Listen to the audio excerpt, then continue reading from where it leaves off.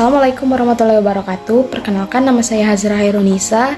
Saya dari kelas 2171D dengan NIM 21307011117. Baik, di sini saya akan memaparkan tentang materi teori komunikasi massa. Tugas ini diberikan oleh dosen pengampu mata kuliah komunikasi massa, yaitu Ibu Sari Bayurini Samudra, SSN MM. Baik, mulai dari teori pertama. Teori yang pertama yaitu teori mengenai teori penggunaan dan gratifikasi. Teori use and gratification ini dikemukakan oleh tiga tokoh. Yang pertama Elihu Katz, yang kedua J.G. Blumler, dan yang ketiga Michael Gurevich. Teori use and gratification yang dikemukakan oleh Blumler dan Katz fokus pada konsumen atau audiens dengan menekankan pada pertanyaan apa yang orang lakukan dengan media daripada apa yang dilakukan media untuk orang-orang. Pendapat ini dikemukakan pada tahun 1959. Para pendirinya yaitu Elihu Katz, J.G. Blumler, dan Michael Gurevich meneliti asal mula kebutuhan secara psikologis dan sosial. Selanjutnya, Katz, Blumler, dan Gurevich menyarankan bahwa penelitian mengenai penggunaan dan gratifikasi berkaitan dengan aspek berikut. Yang pertama yaitu asal-usul sosial dan psikologis, yang kedua kebutuhan yang muncul, yang ketiga harapan-harapan, yang keempat media massa atau sumber lain yang mendorong, yang kelima paparan atau exposure yang diferensial atau terlibat dalam kegiatan lain, sehingga yang keenam membutuhkan gratifikasi atau pemuasan, dan yang ketujuh konsekuensi-konsekuensi lainnya. Katz, Blumler, dan Gurevich menyebutkan 5 asumsi dasar untuk memahami hubungan antara media dan halayak yang dinyatakan dalam artikel mereka yang terbit pada tahun 1973. Yang pertama yaitu para penonton dianggap aktif. Yang kedua, dalam proses komunikasi massa, sejumlah inisiatif yang menghubungkan pemuasan kebutuhan dan pilihan media terletak pada audiens. Yang ketiga, media bersaing dengan sumber-sumber lain dalam pemuasan kebutuhan. Yang keempat, secara metodologi, sejumlah tujuan dari penggunaan media massa dapat diturunkan dari data yang diberikan oleh anggota audiens. Yang kelima, pertimbangan nilai tentang signifikansi budaya dari komunikasi massa. Pada tahun 1973, Katz, Gurevich, dan Hess mengembangkan 35 kebutuhan yang diambil dari fungsi sosial dan psikologis media massa dengan memaparkan mereka dalam 5 kategori. Yang pertama, kebutuhan kognitif. Ini termasuk memperoleh informasi, pengetahuan, dan pemahaman. Yang kedua, kebutuhan afektif. Ini termasuk emosi, kesenangan, dan perasaan. Yang ketiga, kebutuhan interaktif personal. Ini termasuk pada kredibilitas, stabilitas, dan status. Yang keempat, kebutuhan sosial interaktif, termasuk berinteraksi dengan keluarga dan teman-teman. Yang kelima, kebutuhan melepaskan ketegangan, termasuk melarikan diri dan pengalihan. Selanjutnya, J.G. Blumler memperluas teori use and gratification Katz dengan menetapkan 4 kategori pemuasan kebutuhan. Yang pertama yaitu diversion atau lari dari masalah dan pelepasan emosional. Yang kedua, hubungan pribadi, manfaat sosial informasi dalam percakapan. Yang ketiga, identitas pribadi atau psikologi individu. Dan yang keempat, surveillance atau pengawasan. Green menyajikan model paradigma use and gratification di mana yang pertama kebutuhan-kebutuhan dasar, yang kedua perbedaan-perbedaan individu, yang ketiga faktor-faktor sosial dan kontekstual, yang keempat sampai yang keenam bergabung menyebabkan berbagai masalah dan motivasi yang dirasakan di mana gratifikasi dicari, yang ketujuh media maupun yang kedelapan tempat lain yang mengarah ke pola-pola efek media yang berbeda, yang ke-9 sampai 11 pada tingkatan-tingkatan individu dan sosial. Sumber dari teori yang saya jelaskan mengenai use and gratification ini saya dapat dari artikel yang dibuat oleh Katz, Blumler, dan Gurevich yang dibuat pada tahun 1973 sampai 1974. Teori yang kedua yaitu teori kultivasi yang dikemukakan oleh Germer. Teori kultivasi dilatar belakangi oleh situasi yang terjadi pada tahun 1960-an di Amerika.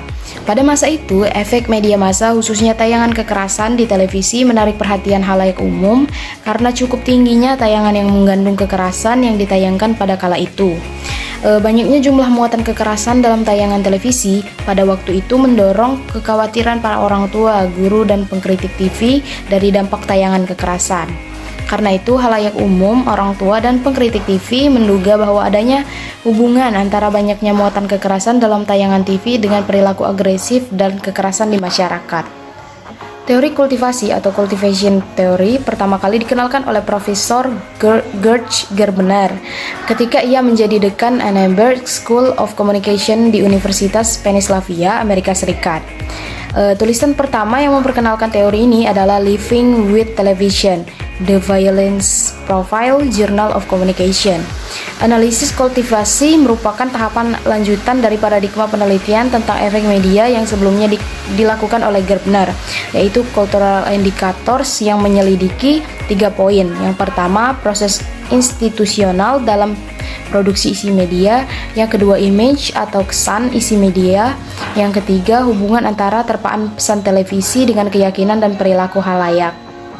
Analisis kultivasi adalah sebuah teori yang memprediksikan dan menjelaskan informasi dan pembentukan jangka panjang dari persepsi, pemahaman, dan keyakinan mengenai dunia sebagai akibat dari konsumsi akan pesan-pesan media. Garis pemikiran Gerbner dalam analisis kultivasi menunjukkan bahwa komunikasi massa, terutama televisi, mengkultivasi keyakinan tertentu mengenai kenyataan yang dianggap suatu yang umum oleh konsumen komunikasi massa. Analisis kultivasi membuat beberapa asumsi karena teori ini dari dulu hingga kini merupakan teori yang didasarkan pada televisi.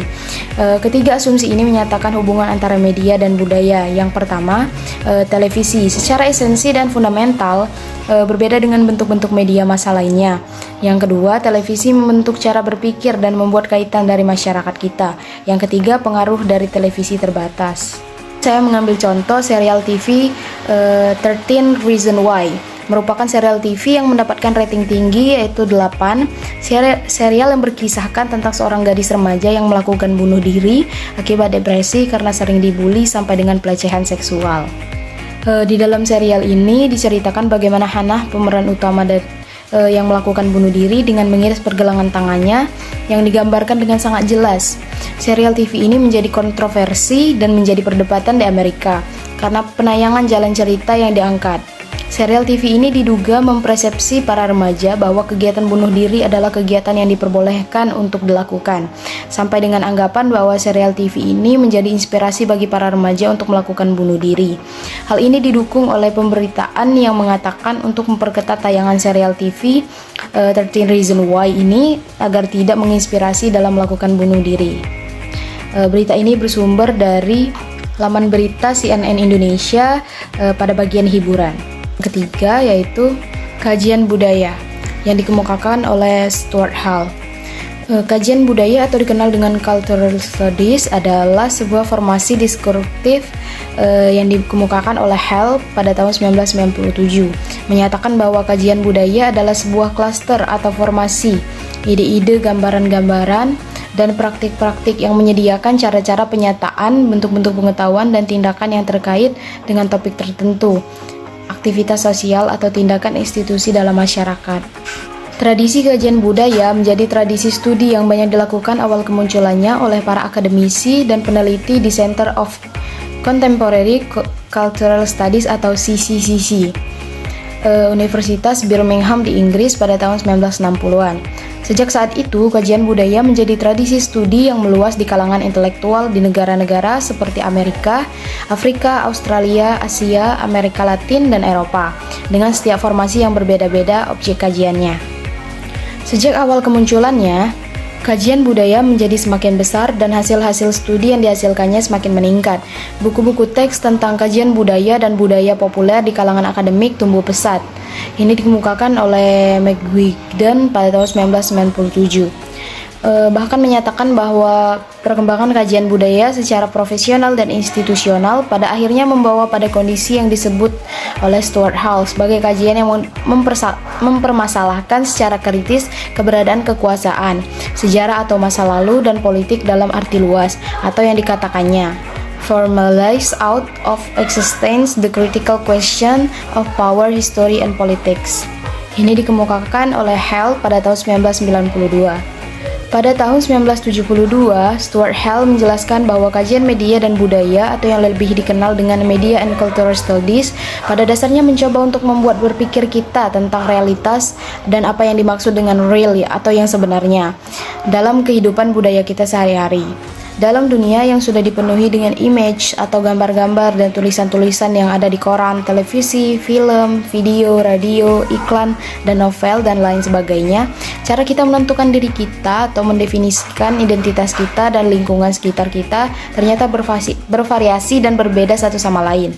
Di era yang disebutnya sebagai media saturated world, saat kehidupan manusia telah dimediasi oleh media massa dan cara kita melihat, memandang, memahami, dan berperilaku terhadap realitas sosial telah diantarai oleh media massa. Apa yang ada di sekitar kita menentukan cara kita bertindak dan berperilaku terhadapnya. Karena apa yang kita lihat, tonton, dan baca, dan kita dengarkan dan nikmati dari media massa seolah mengajarkan kita untuk melakukan seperti itu. Pada kenyataannya, budaya kita sebenarnya juga dibentuk oleh media massa yang kita nikmati tiap harinya. Oleh karena itu, pada tahun 1972, Hell memberikan kata kunci bahwa pada kenyataannya, masyarakat aktif membentuk makna, menciptakan makna, dan membuat makna secara bervariasi dan berbeda satu sama lain, tentang gambaran-gambaran media, representasi dari teks-teks yang diciptakan dan disajikan dalam media. Lebih jauh lagi, pada tahun 1972 juga, Hell menyatakan bahwa sentral dari studi media dan budaya adalah pada halayak atau masyarakat yang selama ini kurang disentuh, terutama masyarakat sebagai makhluk yang membuat makna secara aktif dan masyarakat yang tidak dikooptasi oleh kepentingan kekuasaan atau power interest yang selama ini mendominasi media massa dan menentukan kehidupan sosial budaya masyarakat. Pada tahun 1996, konsep-konsep kunci kajian budaya dalam bukunya, Stuart Hall menjelaskan bahwa dengan budaya yang dimaksudkan meliputi praktik-praktik budaya, presentasi-presentasi, bahasa, kebiasaan-kebiasaan dari suatu masyarakat tertentu. Maka konsep-konsep kunci dalam kajian budaya antara lain menurut Barker, yang pertama yaitu praktik-praktik budaya atau signifying practice dalam masyarakat yang menghasilkan makna. Yang kedua, representasi, yaitu pertanyaan dasar dari studi-studi budaya adalah pada representasi-representasi. Yang ketiga, digunakan dan dipahami dalam konteks sosial tertentu. Sumber dari materi ini yaitu buku dari Stuart Hall yang dibuat pada tahun 1972, yaitu yang berjudul Culture, Media, and Ideological Effect. Yang teori terakhir yaitu teori ekologi media yang dikemukakan oleh McLuhan. Teori ekologi media atau media ekologi teori atau yang disingkat MET merupakan teori komunikasi yang dipopulerkan oleh Marshall McLuhan. Herbert Marshall McLuhan pada tahun 1911 sampai 1980 merupakan salah seorang pencetus ilmu komunikasi yang berasal dari Kanada. Ia adalah seorang guru besar yang mengajar di University of Toronto pada tahun 1952. Melalui bukunya yang berjudul Understanding Media, The Extension of Man yang dibuat pada tahun 1964, McLuhan memperkenalkan definisi dari teori ekologi media sebagai sebuah studi tentang bagaimana media dan proses komunikasi mempengaruhi individu dari aspek perasaan. Bagaimana media dan proses komunikasi mempengaruhi individu dari aspek perasaan ini maksudnya persepsi, pemahaman, hingga penilaiannya terhadap suatu hal. Berdasarkan pemikiran McLuhan, kata ekologi dalam ekologi media memiliki makna yaitu sebuah studi tentang bagaimana lingkungan dapat mempengaruhi seseorang, sementara media dianggap sebagai pemeran utama dalam memberikan pengaruh tersebut. McLuhan menegaskan bahwa media adalah lingkungan atau medium tempat di mana halayak hidup di dalamnya. Lingkungan ini merupakan tempat manusia menciptakan dan membangun teknologi yang di kemudian hari kembali membentuk persepsi dan sistem kognitif manusia itu sendiri. Teori ekologi media milik Marshall McLuhan terkenal dengan slogan-slogannya yang unik, seperti medium is the message, the global village, and yang akan dibahas dalam penelitian ini yaitu hot and cool media. Menurut McLuhan, media dapat dikelompokkan ke dalam dua golongan temperatur yaitu hot media dan cool media. McLuhan menjelaskan bahwa media yang tergolong dalam hot media tidak menuntut halayak untuk berimajinasi agar dapat memaknai suatu pesan. Berbeda dengan cool media yang menuntut halayak untuk berimajinasi dan berpikir lebih agar dapat menerima makna dari pesan yang disampaikan. McLuhan mendefinisikan hot media sebagai media dengan kualitas tinggi atau high definition yang menyajikan informasi yang dianggap telah lengkap. Sedangkan cool media merupakan media yang informasi yang informasinya kurang atau disebut low definition, yang menuntut halayak untuk turut aktif dalam mengisi kekurangan informasi tersebut. McLuhan memberikan beberapa contoh dari hot media and cool media dalam bukunya yang berjudul Understanding Media, The Extension of Man yang dibuat pada tahun 2003, yaitu sebagai berikut. McLuhan mengkategorikan radio sebagai hot media dan televisi sebagai cool media. McLuhan percaya bahwa radio telah menyediakan suara, background, dan pengatur noise level untuk memenuhi kepuasan pendengar. Berbeda dengan televisi, McLuhan berpendapat bahwa televisi adalah media yang menuntut masanya untuk turut aktif berpartisipasi dalam mengartikan suatu peristiwa. Pengelompokan mengenai hot media dan cool media yang dibentuk oleh McLuhan pada tahun 1964. Itulah penjelasan 4 teori dari saya. Saya ucapkan terima kasih kepada Ibu Sari Bayurini Samudra, SSNMM, karena telah memberikan tugas, dan terima kasih kepada teman-teman yang sudah menonton video ini. Terima kasih, dadah.